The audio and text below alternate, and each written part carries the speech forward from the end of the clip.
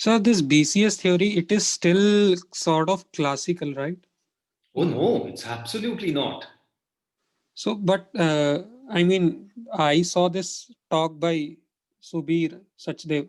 He said that it is still classical in the sense that it doesn't explain why there is a formation of Cooper pair, because uh, he said one can think that these two electrons are entangled in that sense.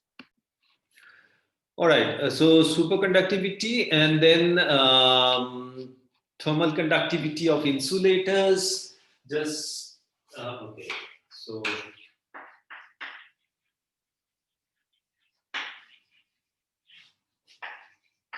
insulators do conduct heat, although not as efficiently as metals. This is something we know from our daily experience that if you pour hot tea or coffee in a sort of metal glass and try to touch it, you feel that it's hot. I mean, you better be careful. On the other hand, whatever, if you have to touch something hot, you either do it with a stick that is not metallic, or if it is metallic, then it gets heated very quickly. I mean, depending on the length, it can reach your hand much quicker. So these are things we know from our daily experience. So the point is, although they are not very good conductors, but insulators do conduct heat. And there are no electrons to carry that heat in insulators. So therefore, there must be something else. And it is actually this motion of ions that these are called lattice thermal conductivity. So the lattice itself conducts thermal conductivity. And in order to explain that, you have to go beyond the static approximation. And finally, the transmission of sound.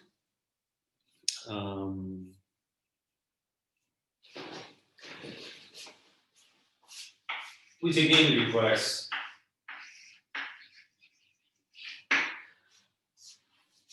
if I'm sitting behind a glass wall, of course the sound outside doesn't come as efficiently, but it does come.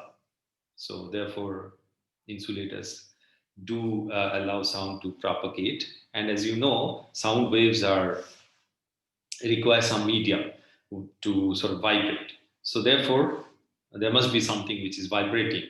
There's mechanical motion of something in that medium. So it is these ions which vibrate, which allows the sound to travel. Okay, so there are more features one can go on, but in the context of what we have discussed so far, I think this should be enough to give us the idea that the static lattice approximation is something that we have to now discard and go to a description of motion of these ions. Okay, so what do we do for that? So first we build up the language we want to use, the notation, and then we'll see the consequences.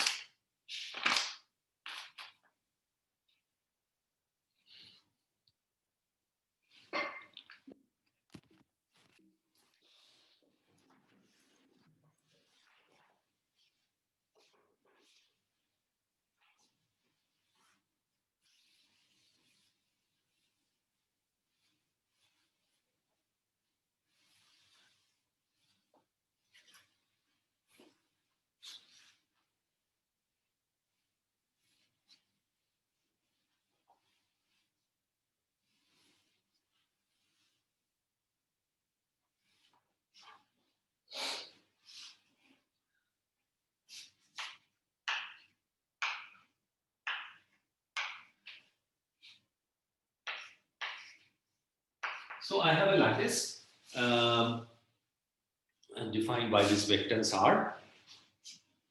Atoms are sitting there. We'll come to the issue of basis, lattice with the basis later. But for simplicity, let us just imagine we have a lattice, we have a crystal which is just one atom per lattice vector, one atom basis. So these positions are now just the average positions of those ions. So that's the assumption we are making. The atoms are not sitting stationary at those points always. They move around.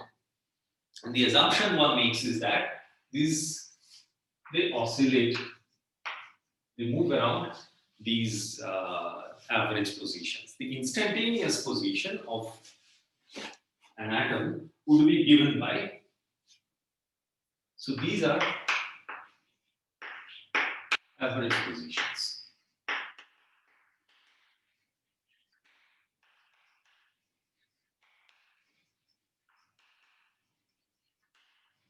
The instantaneous positions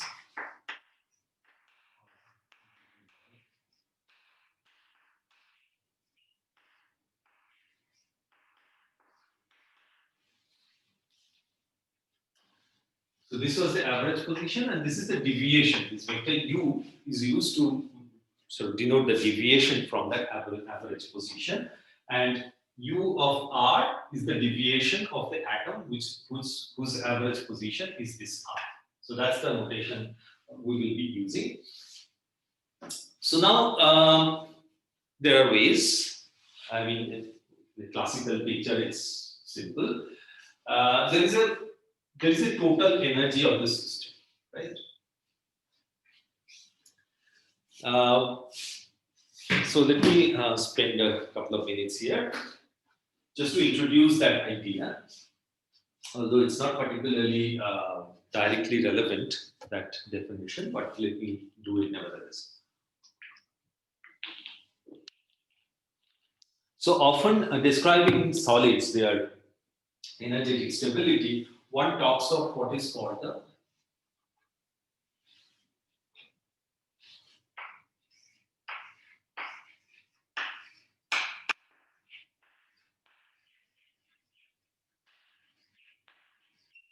cohesive energy. So what is cohesive energy? Let's call that C.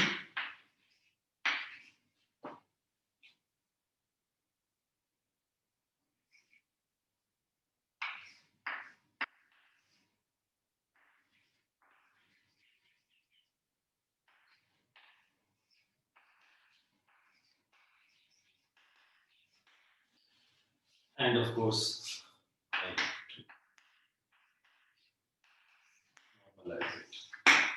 So this is the cohesive energy, which is basically the sum of the isolated atoms. So these atoms means isolated energies of all the atoms, or energies of all the isolated atoms that constitute my solid, crystalline solid. And this is the energy of the solid, total energy of the solid when the atoms have been assembled. So this is the same as binding energy that you may have read in a different context. And here we are assuming that all atoms are the same, need not be. So when you divide that by n, of course you have to normalize things, and you get what is called the cohesive energy. And we will here take a simple picture for now, that as if these atoms are sort of some objects, we don't so much worry about their internal structure. So we can assume that this is of course a picture, this is a simple picture, this is not actually true in quantum calculations. In isolated state, their energies are zero, they don't interact with anything, but when you assemble them, they start interacting with each other. And that effective atom-atom interaction, apart from some details, has this kind of a shape in general. I mean, the actual variation may depend on what atom or atoms you have, but roughly speaking, this is, let's call it epsilon, or should I? Yeah, let's. The interaction energy between two atoms typically follows this sort of a curve, where this is the optimal distance between them, where the interaction energy is most attractive. If you push them closer further, they start repelling each other at some point, which increases. This is something we have seen in the context when we are discussing structure. So when you assemble a solid from these isolated atoms, you gain some energy. That's why the solid is formed in the first place. And so that energy is called the cohesive energy. So we will write the cohesive energy of a solid. So, okay, so typically cohesive energy is defined in terms of per atom or per formula unit or something, so that it is normalized. You can compare across different systems. But here in Ashcroft's book, they have, in this chapter at least, they have defined cohesive energy as the total interaction energy of all the atoms. You can call this total energy if you wish. As long as you get the idea, it is fine.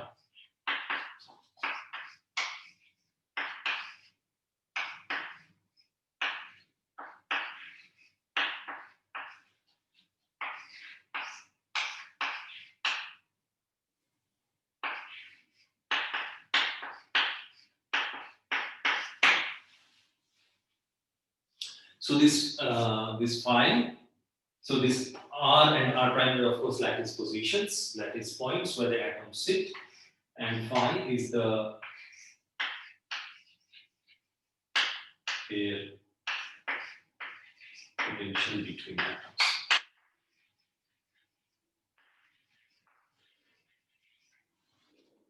So this is this phi we are plotting.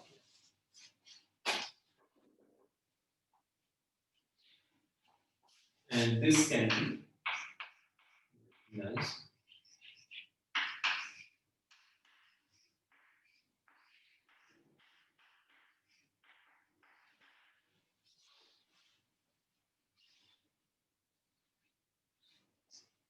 So this will be fundamental. We are not asking what the form of phi is at this stage. It has some form like this, but exact mathematical expression is not important as at this point.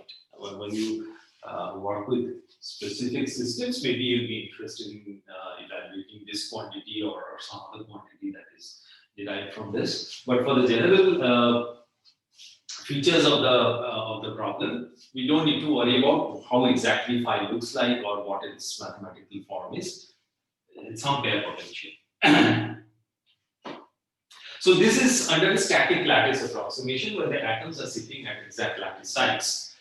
However, as we say that we have to go beyond that, but for given displacements of the atoms by these vectors, we should be able to write that. I mean, we do have a expression for U.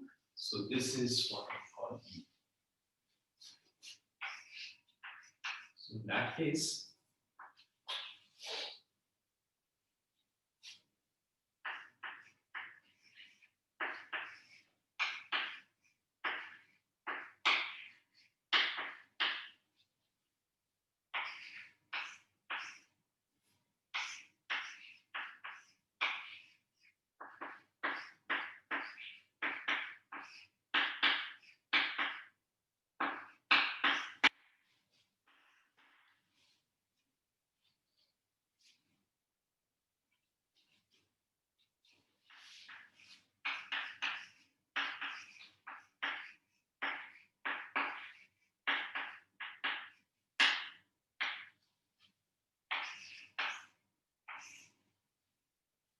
and then of course R is given by this.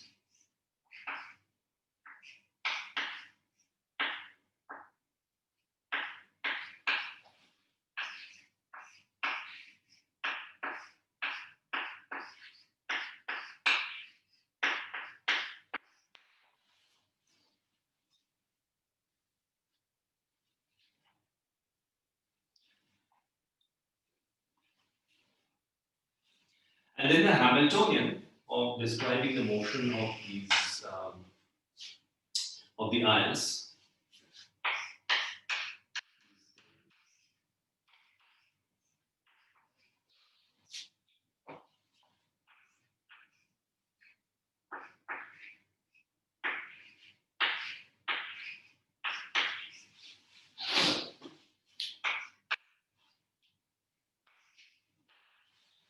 So where PR is the momentum of the ions whose lattice position is R, and we have, for simplicity, we have assumed that all atoms are identical, so they have the same mass.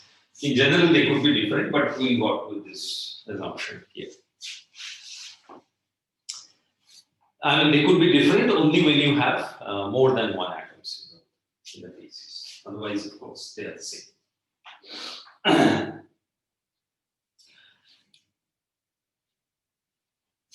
Now, for the lattice description, well, the atoms move around, sure. They are not exactly stationary at the lattice points, but for the lattice picture to make some sense, to be meaningful, those excursions cannot be very large. So, in other words, you cannot be very large on the scale of atomic separations here. So, you have to be small, just stick to this length scale for the lattice picture to be still valid. So therefore, these U's are small. So that is the assumption we will work with. So if U's are small, what we'll do is we'll expand this function for small U's.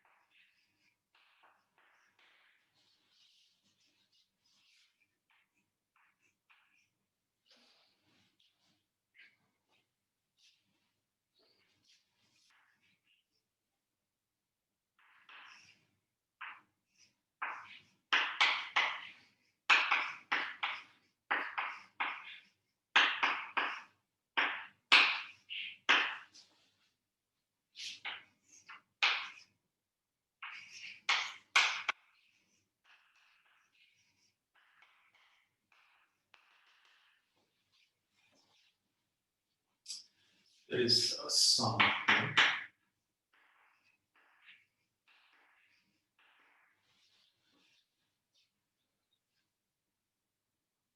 And this term would vanish because we are expanding around the minimum. And what we have done here is that this first term is just phi r minus r prime summed over r and r prime, which gives me n by 2 times this. And this is the first order term, this is the second order term. And the first order term vanishes because we are expanding around the minimum. So that derivative would be 0 at the minimum.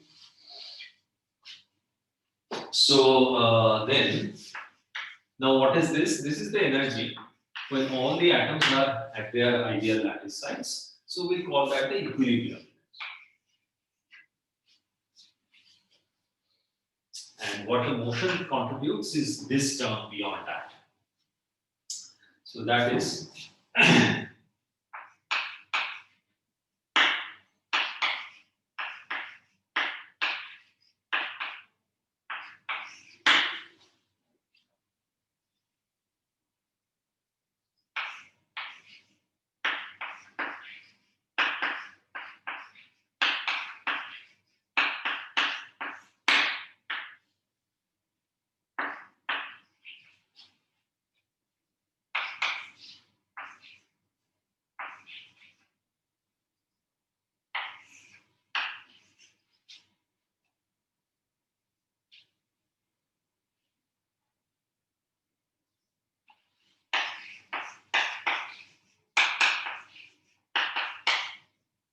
and we are not writing the other terms. So this is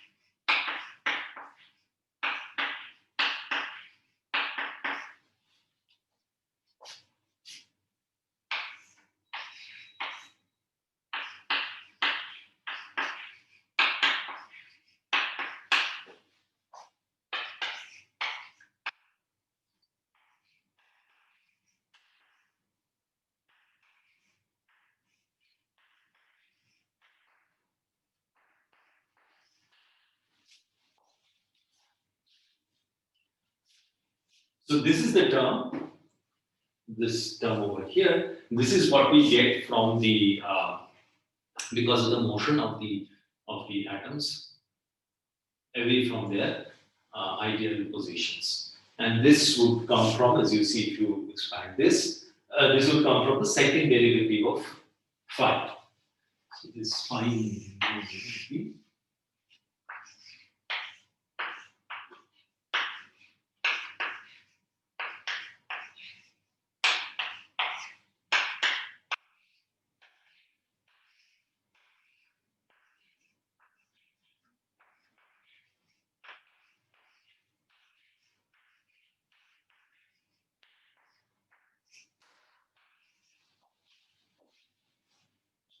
this is our prime.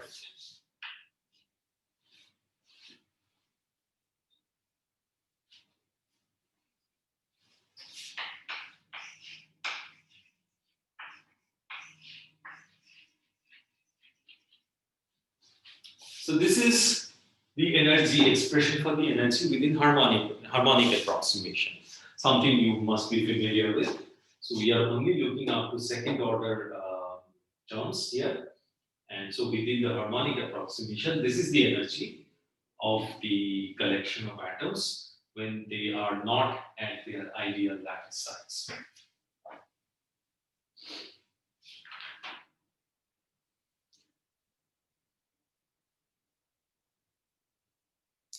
Okay, so now there is a bit of algebra involved, so I'll do part of it, and the rest you have to fill in.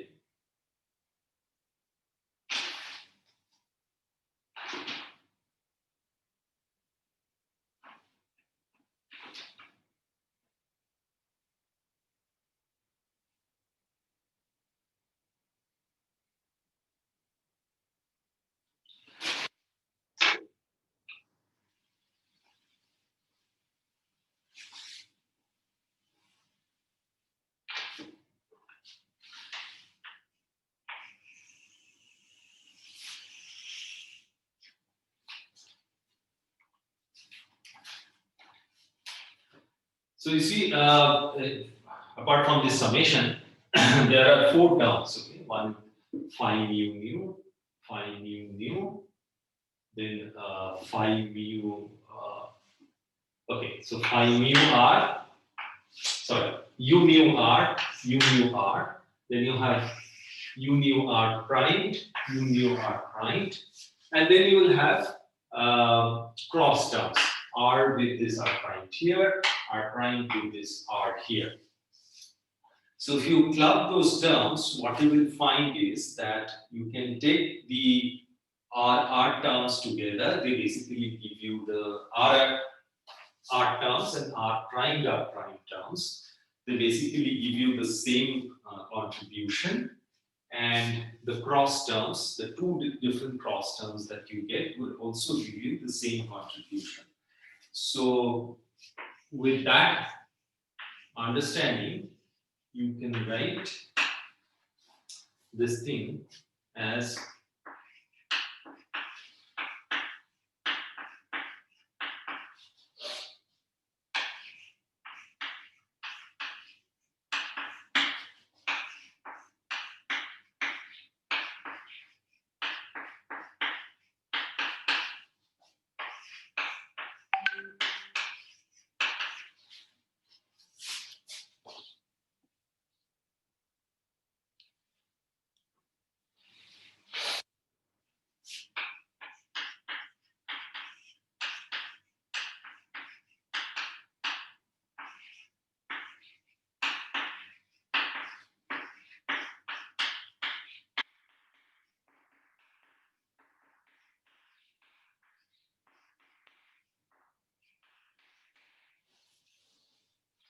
Alright, so whatever, you can write it this also, the way I wrote here. Okay, after this, so after you have done this step, what you do is you define a quantity.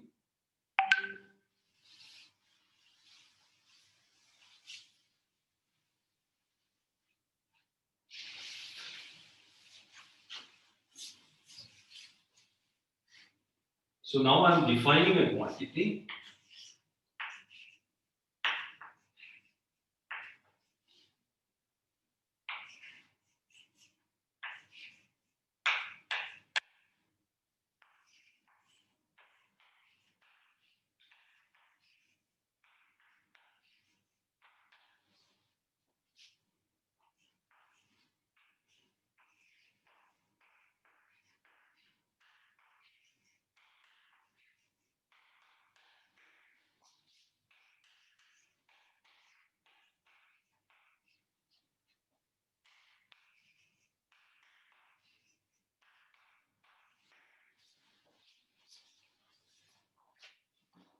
So that's just the definition of d mu mu, and once you have got this form, you plug this thing here, and you can show that you can manipulate these terms and write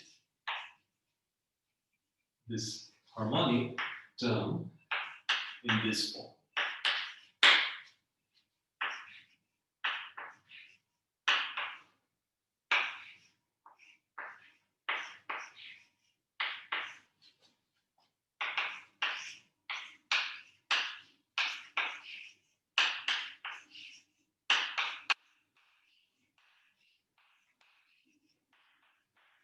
So what have we achieved here? We have written U harmonic in a form which is U mu with some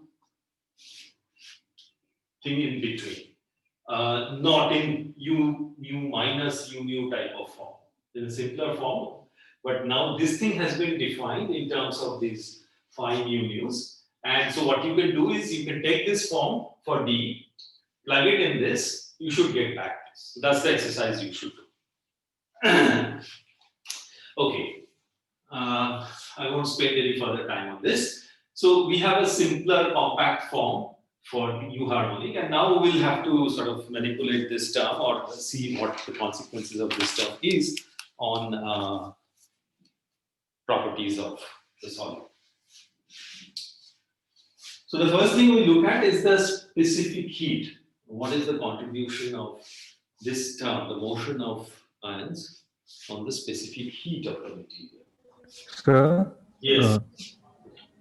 The second term that you have written, u mu of r prime phi mu nu r minus r prime, and that is u nu of r.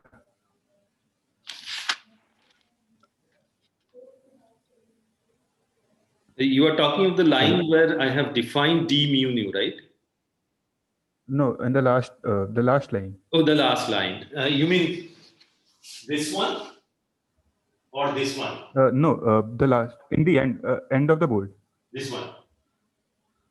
Yeah, that is u nu of r. What is the question? I'm saying the second term that contains the deviation at r prime and the deviation at r. So are they not uncorrelated? Yeah, they are generally uncorrelated. Why? What is the question of correlation? That will turn out to be 0. No. See, we are writing a contribution to the energy of the solid because of these motions. Now, in the ideal lattice position, we had some contribution, which is clubbed into the term U equilibrium. And now, when that deviation is different from equilibrium, there has to be some additional contribution, right? And that these two terms capture that additional contribution, which is not part of U equilibrium.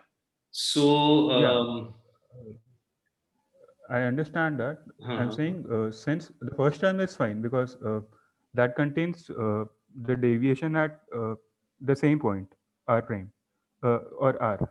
Uh-huh. But the second term contains deviation at r and deviation at r prime. Right. And we would sort of like uh, when we compute this, we would we are summing it on r and r prime. So the deviation since they are uncorrelated, they should become zero, right? No, these kind of things, summing over R and R primed. Um, let Like us see. it should average No, no, like since wait. I get your point. Um,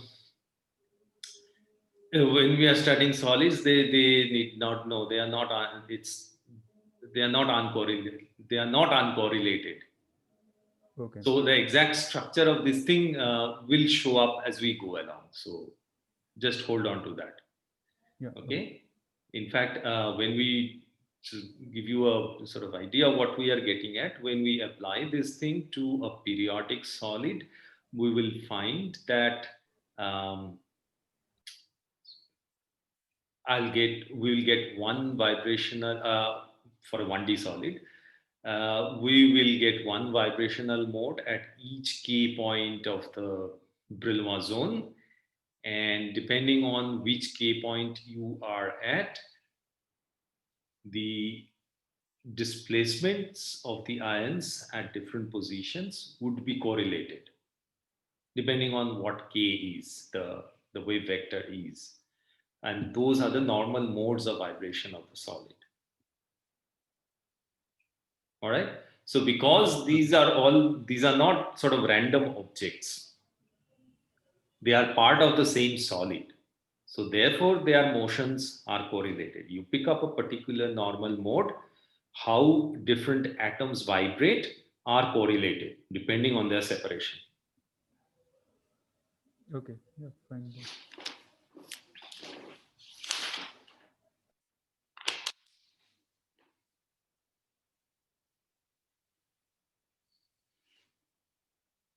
Yeah. Where are we? So, right. So we have written that U harmonic in that compact form. And as I said, the first thing we want to do is to see what the effect of these motions are on the specific heat of the solid. So in order to calculate the specific heat, we have to calculate the contribution to total energy of the solid, of these motions, and then take the time derivative. Okay. So I already wrote the Hamiltonian.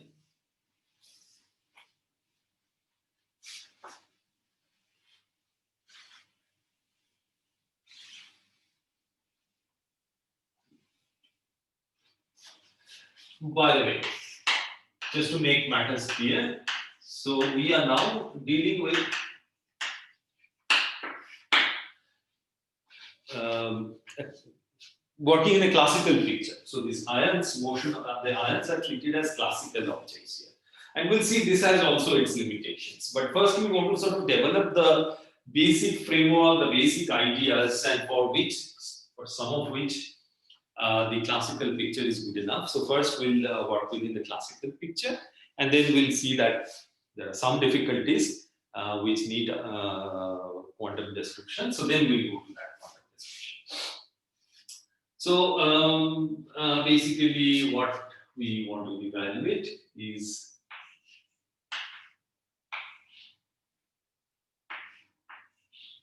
the energy density and then take its time derivative, temperature derivative.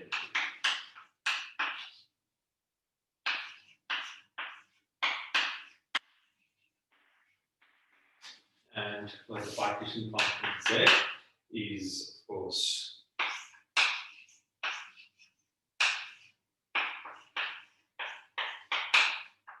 while this gamma is the phase space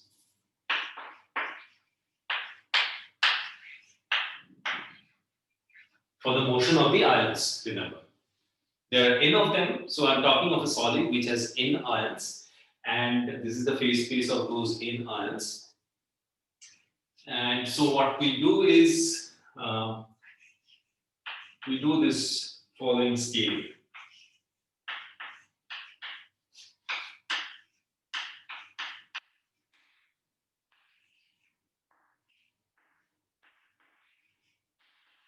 So we introduce this primed vectors which are related to the displacements in this fashion. Similarly, okay, so this would mean that the position space volume element scales as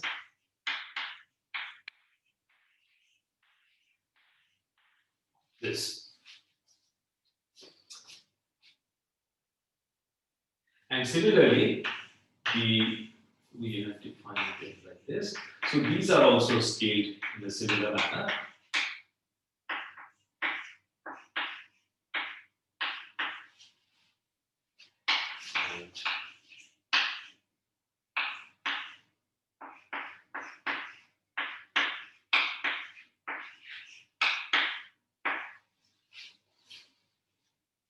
So we'll use this in this evaluation of the partition function. So this is the scaling we get for each ion, and there are n of them. So there is the power of n.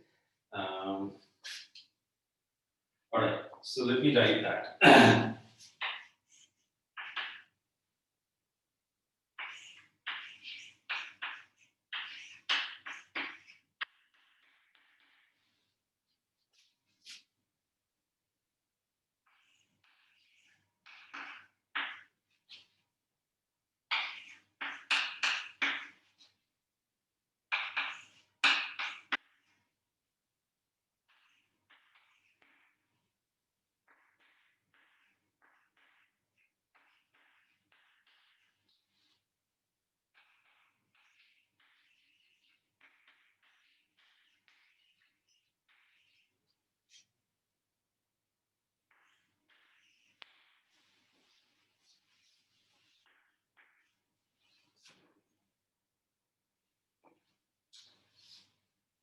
So this thing has no U or P dependence. Okay, this is just the equilibrium energy when the atoms are sitting at their lattice side. So as far as this integral is concerned, that's a constant. So I'll just pull that out.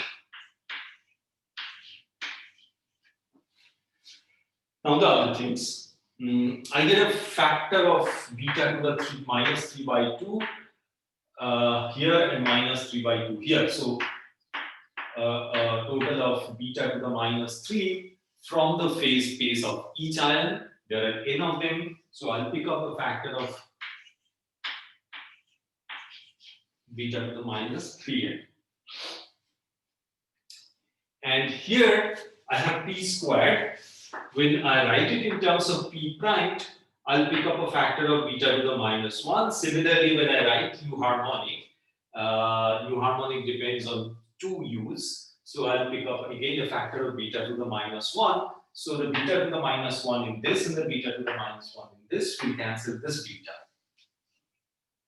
So after this, I have this integral.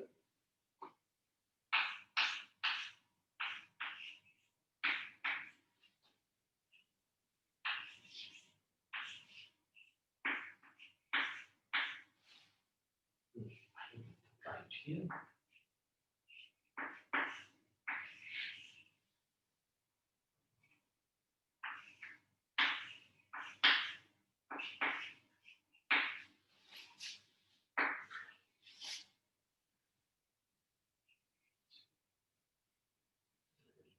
Then exponential.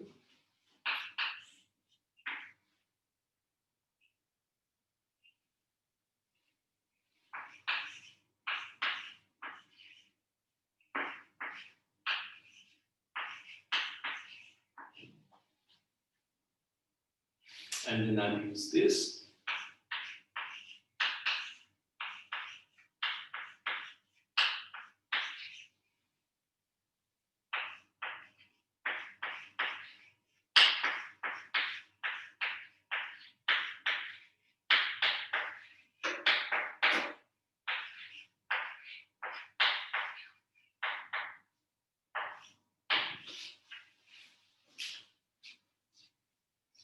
Okay, so we can write that out.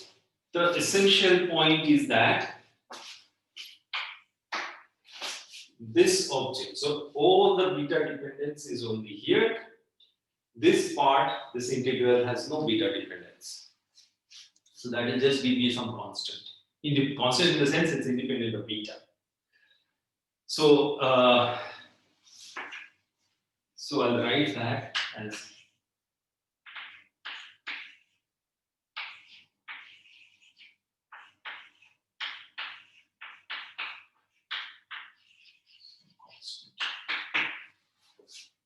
So once we have this form of z, the partition function, I can evaluate u, take the derivative with respect to temperature to get Cv, specific heat.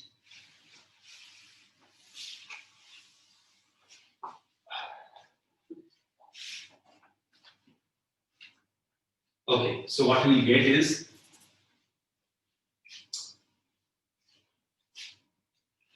I could write that average energy.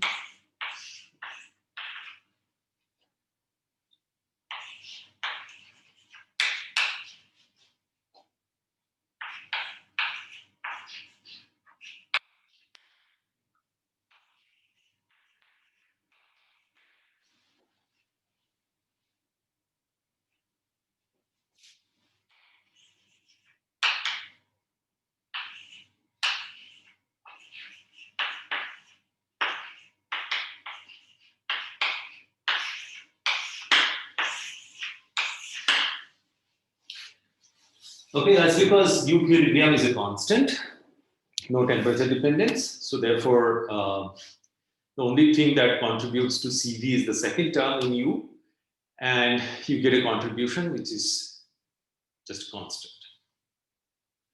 And it's just, classical equal partition. You have harmonic oscillators. Each degree of freedom gives you 3/2 kBt. So eventually you get a contribution to the specific heat, which is independent of temperature, which is completely contrary to what is observed, as I said. So therefore, still, when it was derived, and this is called the Dullo-Pitti law, you may have, I'm not sure.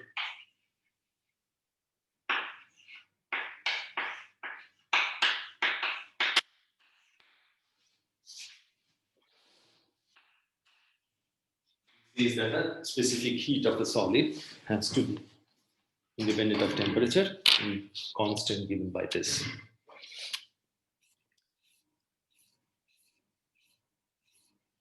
Now let us see the measured specific heat of solids and see how it does with respect to this prediction. So now I'll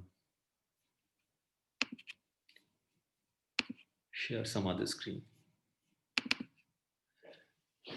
Yeah. So this is the this is measured specific heat for three solids: xenon, argon, and it should be argon, is it? Yeah, it should be argon. Xenon, argon, and krypton.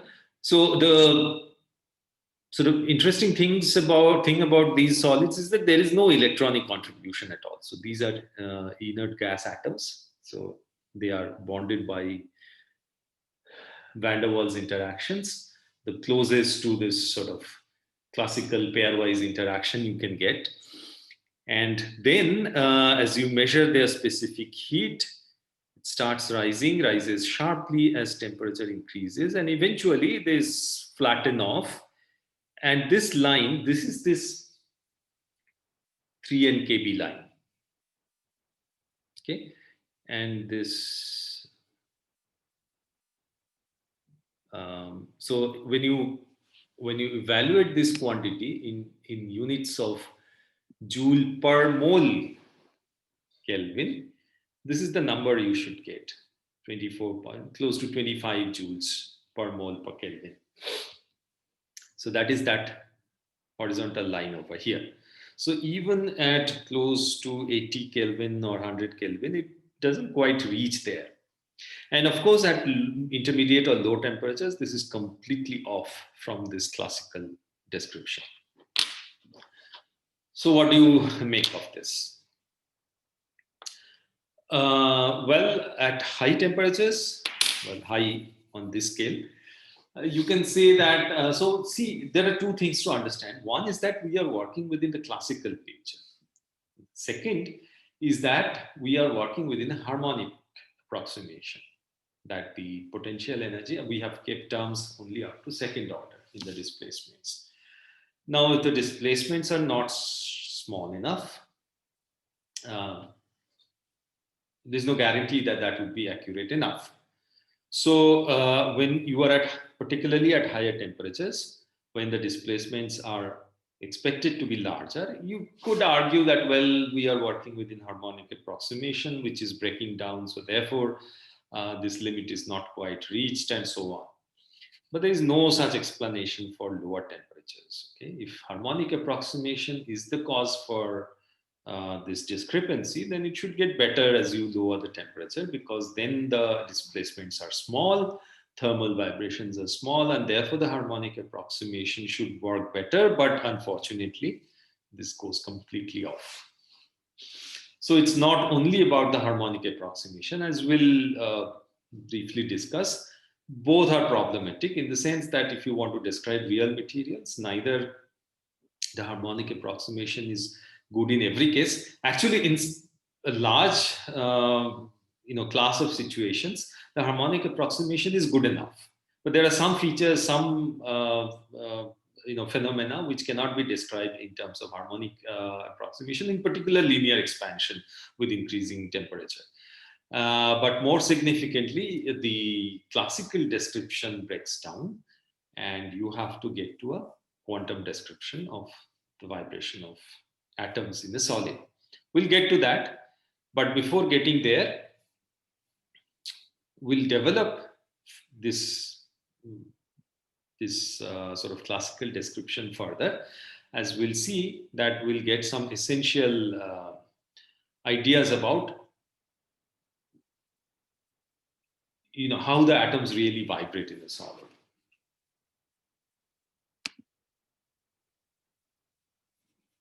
Okay, so I'll stop this and I'll get back to this.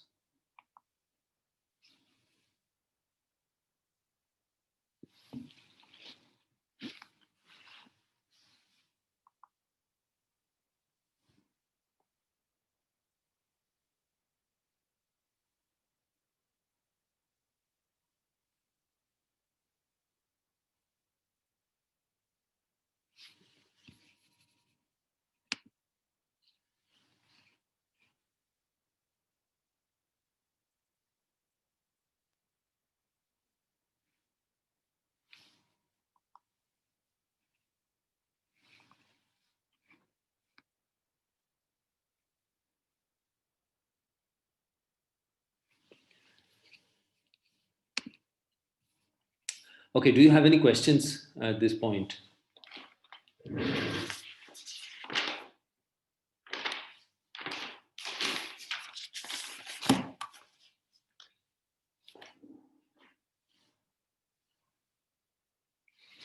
If not, so let us quickly go through this.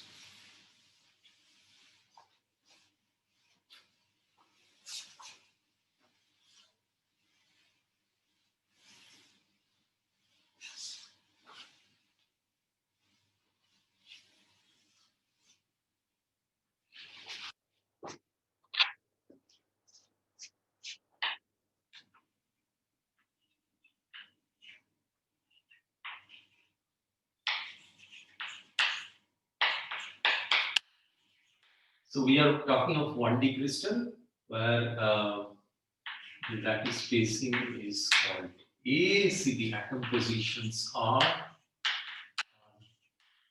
given by NA. A is a constant, I mean integer. So the harmonic term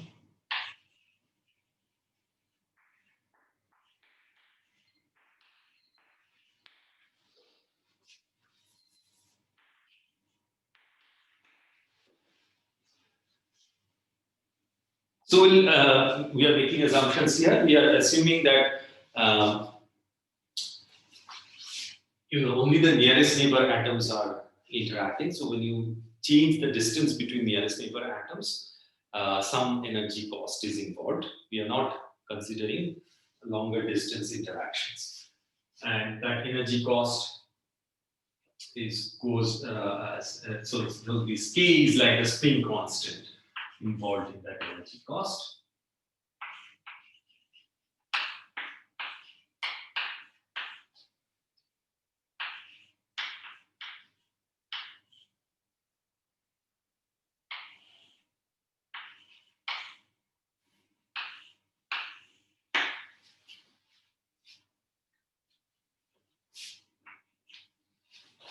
Square. So that is my harmonic term. And then if I want to write the equation of motion of, let's say, some atom which is sitting at the position some NA, okay, so this is this particular site I'm peeking out is, let's say, R equals to A. And I want to write its equation of motion. So what we'll have is the force will be given by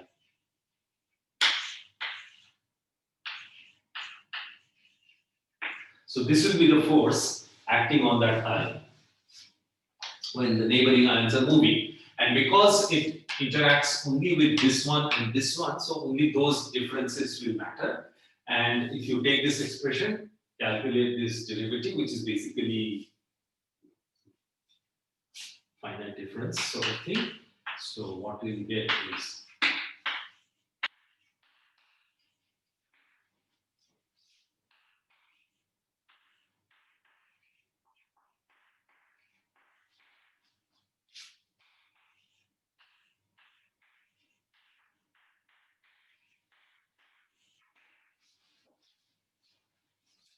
there is a factor of 2, yeah. So this is what you have. And so we will write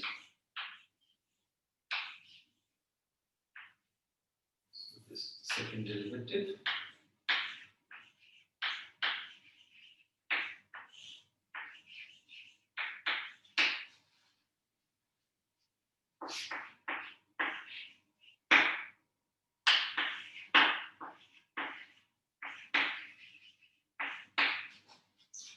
So so basically this term and this term. And again, as we did in case of the electronic problem, that it's difficult to treat the boundaries, so we'll apply periodic boundary conditions. So the periodic boundary conditions are applied in the following way. In this case, is that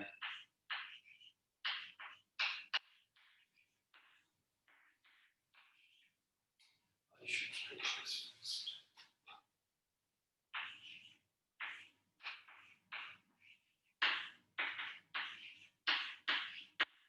So I'm equating the atom, which is the first site, which is, let's say, I call that R equal to 0. So this is the same as my nth atom. So that I have a total of n atoms in my system. So by this logic, capital N is the number of atoms in my lattice. That is the number of primitive cells, and so on. Okay, so that's the periodic boundary condition.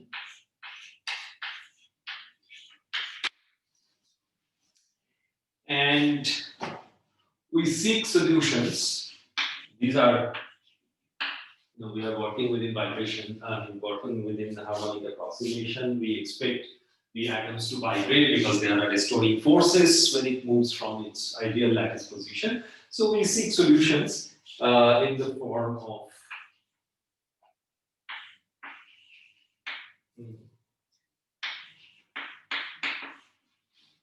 plane waves like this.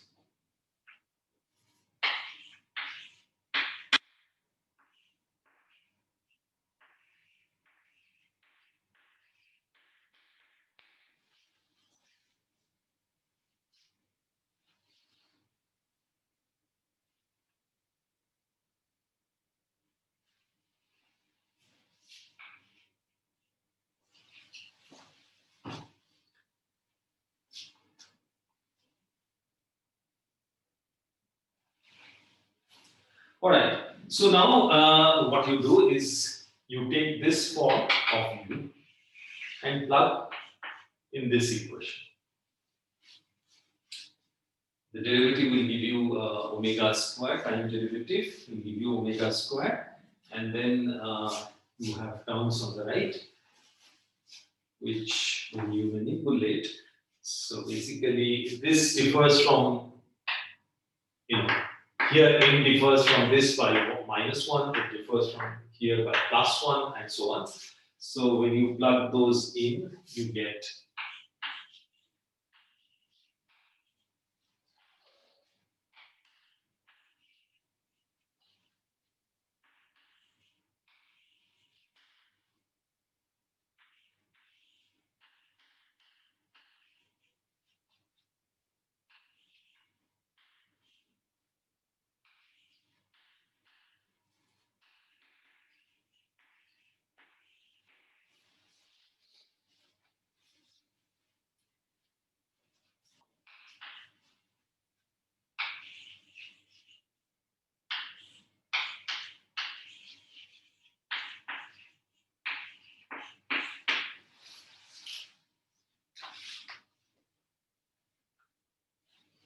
so this can be written as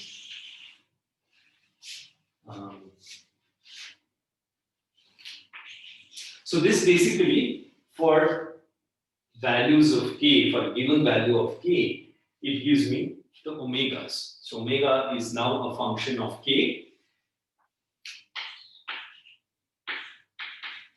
which will be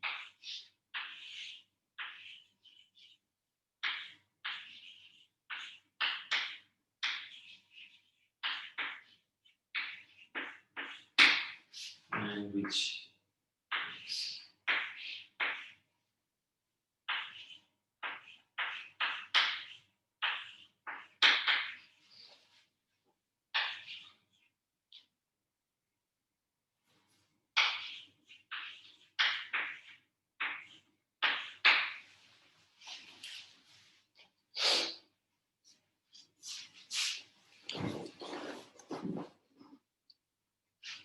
and you can write the corresponding displacements and so on.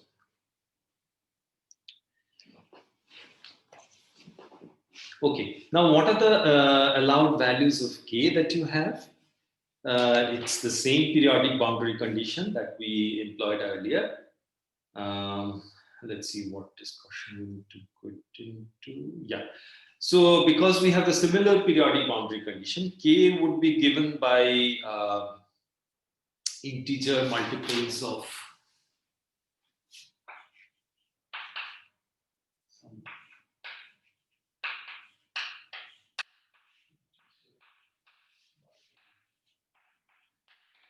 twice pi. So this is what we get when you apply these periodic boundary conditions. Those are the allowed values of k. And when k changes by the reciprocal lattice vector, you will get back to the same, it has the same periodicity, which you can see. So these are things I'm just stating, you should easily see from the structure of the solutions. Okay.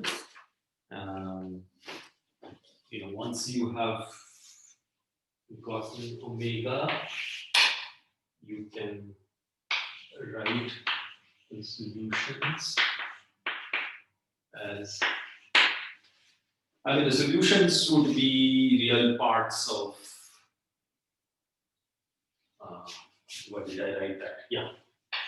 So this, so sine or cos form, or a plus sine of that, b plus b into sine of that, and so on. So using that form of the solution and using periodic boundary condition, you can see that k has to be of that form, and that when you change k by a reciprocal lattice vector, you get back to the same thing, the same solution, the same frequency, and so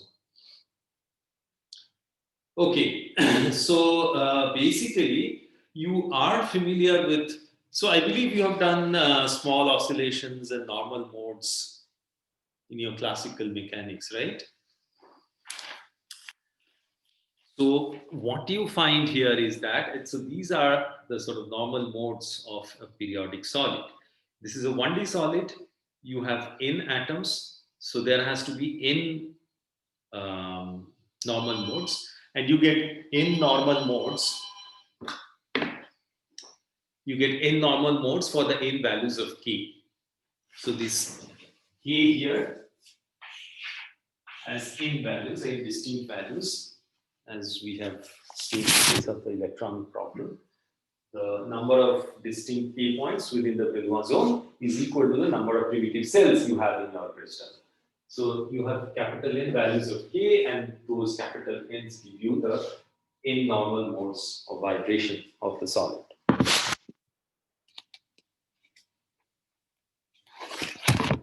And the other thing is that from this form,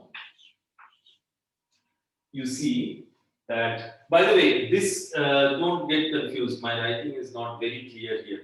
This k and this k are not the same. Okay, this is small k. I wanted to write this as small k, the wave vector, and this is capital K, which is the spin constant here. Be careful about that. So this goes as to delete something.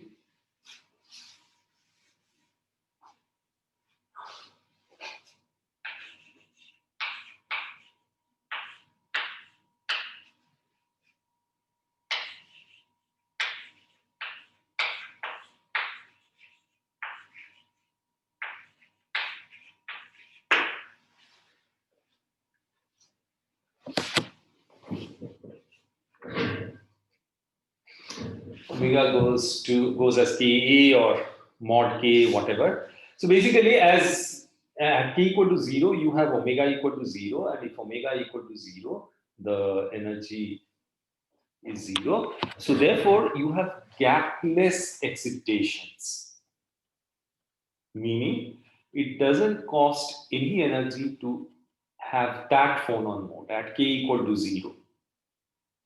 So what is the K equal to 0 phonon mode? When K is equal to 0, what is the wavelength? It's infinite, right? K is equal to twice pi over lambda, lambda being the wavelength. So when K is 0, lambda is infinite. So basically these are, K0 or small k excitations in anything. Here we are talking of phonons. So these excitations are called phonons. These normal mode vibrations of the solids. So so these are long wavelength excitations because the wavelength is very large or infinite. So these long wavelength excitations, particularly at k equal to 0, doesn't cost you any energy. So this is gapless excitation. So why do you have gapless excitations? What does that mean? So this is again a consequence of something we discussed when we were discussing structure of solids.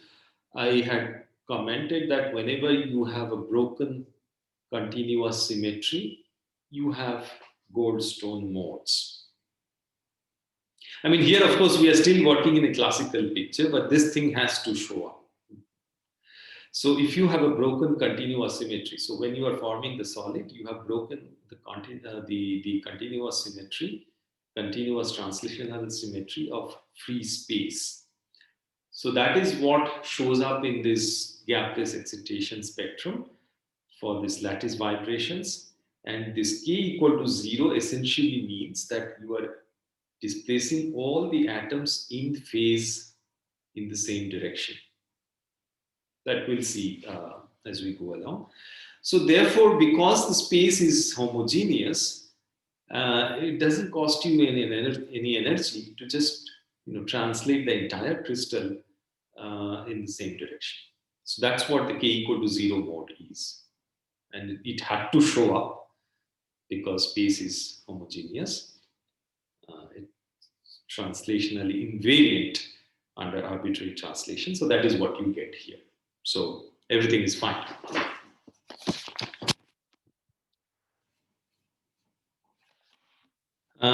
So maybe this is where we should stop today.